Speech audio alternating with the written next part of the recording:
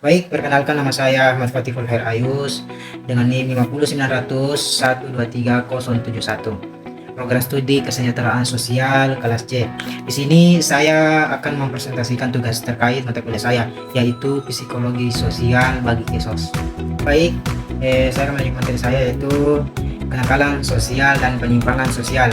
Saya terus terang nggak tahu ini. Tiba-tiba terus terang saya tidak diberitahu. Saya Memahami dampak kenakalan sosial dan penyimpangan, di mana kenakalan sosial dan penyimpangan sosial itu merujuk pada perilaku yang bertentangan dengan norma masyarakat itu sendiri. Namun kenakalan sosial pada orang dewasa mencakup tindakan seperti kriminalitas ringan dan adanya perilaku antisosial, di mana penyimpangan sosial di sisi lain melibatkan pelanggaran norma yang lebih luas, termasuk diskriminasi dan korupsi itu sendiri.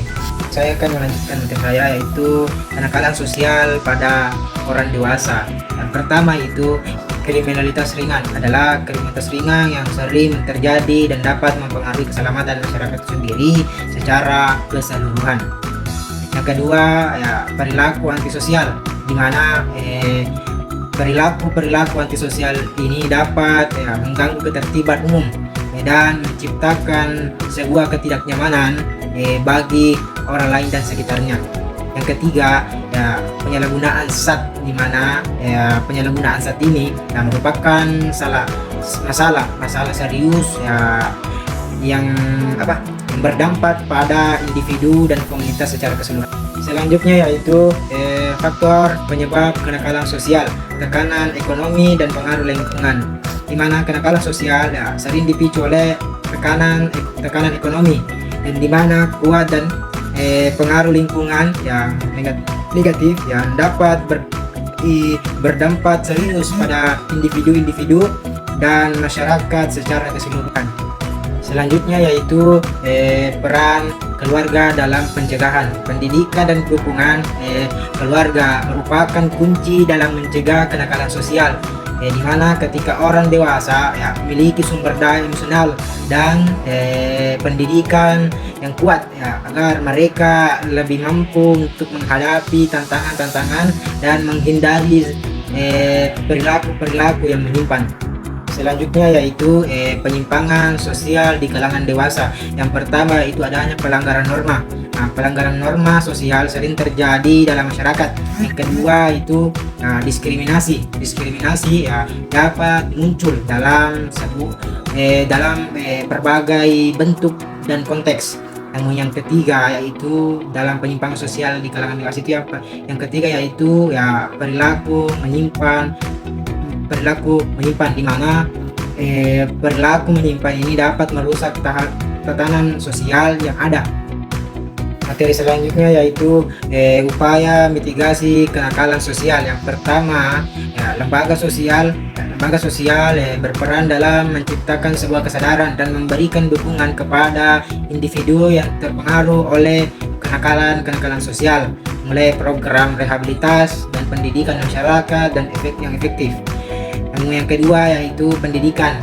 Pendidikan pada dasarnya adalah kunci dalam mengurangi risiko kenakalan sosial itu sendiri dengan menyediakan pengetahuan dan keterampilan yang diperlukan untuk bagaimana kita bisa membangun karakter dan kesadaran sosial di kalangan generasi muda.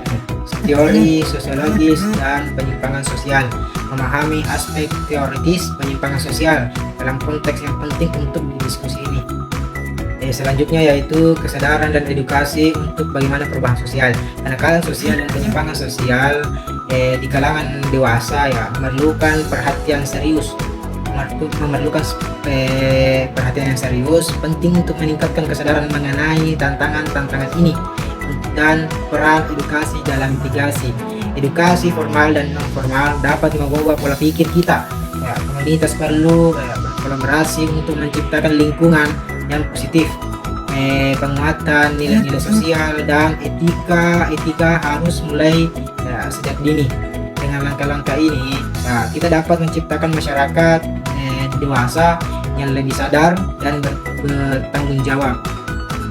Adapun kesimpulannya yaitu kenakalan sosial pada orang dewasa adalah perilaku yang melanggar norma dan aturan sosial yang seharusnya kita ditaati, seperti kekerasan, pakar norma, narkoba, dan tindakan kriminalitas lainnya. Penyimpangan sosial pada orang dewasa terjadi karena kegagalan dalam penyesuaian diri dengan norma sosial yang berlaku, yang disebabkan oleh faktor psikologis dan lingkungan.